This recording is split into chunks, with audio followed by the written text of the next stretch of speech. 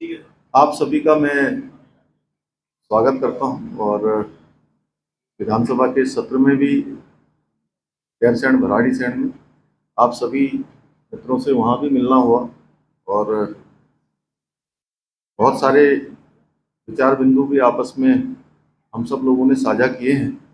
मैं एक बार फिर से, चूंकि जम्मू और कश्मीर में अभी चुनाव की तिथियां घोषित हो गई हैं और चुनाव की तिथियां घोषित होने के बाद इस प्रकार से वहां पर अभी एक गठबंधन सामने आया है कांग्रेस पार्टी और नेशनल कॉन्फ्रेंस के बीच में।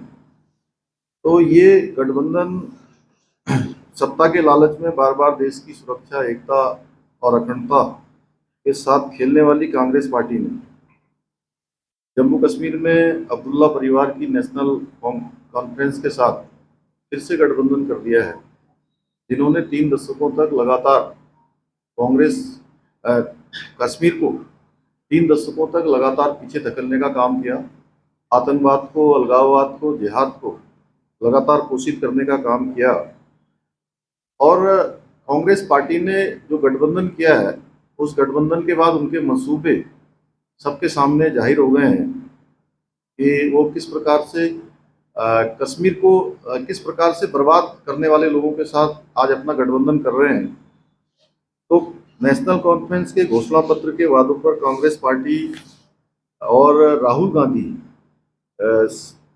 जी से हमारे, जो कि ये 10 सवाल हैं कि उनको 10 सवालों के जवाब देश की जनता को जरूर देने चाहिए कि क्या कांग्रेस नेशनल कॉन्फ्रेंस के जम्मू कश्मीर से फिर से अलग झंडे के वायदे को समर्थन करती है कि जो देश के अंदर एक निशान, एक विधान और एक प्रधान की बात होती आई है देश की आज़ादी के बाद से, जो धारा 370 समाप्त हुई है, क्या वो पुनः वहाँ फिर से धारा 370 लागू करना चाहते हैं?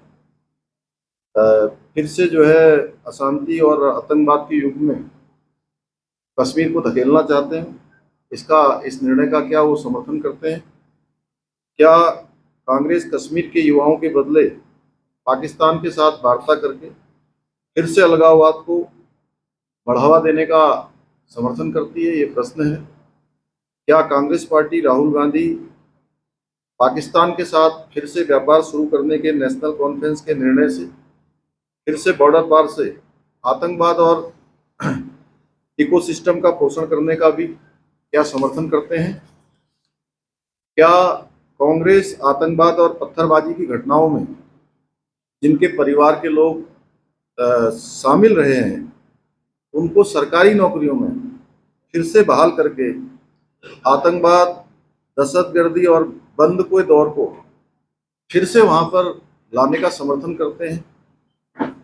इस गठबंधन से कांग्रेस पार्टी का एक और चेहरा सामने आया है, जो इन्होंने पूरे चुनाव के दौरान देश के अंदर एक झूठ परोसने का काम किया कि भाजपा की सरकार आएगी, एनडीए की सरकार आएगी, मोदी जी फिर से प्रधानमंत्री बनेंगे तो देश के अंदर आरक्षण समाप्त हो जाएगा।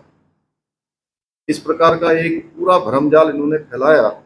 लेकिन कांग्रेस पार्टी का आरक्षण विरोधी चेहरा भी इस गठबंधन होने के बाद सामने आया है। क्या कांग्रेस दलितों, गुर्जर, बकरवाल और पहाड़ियों के आरक्षण को समाप्त कर फिर से उनके साथ अन्याय करने के नेशनल कॉन्फ्रेंस के वादे के साथ है? क्या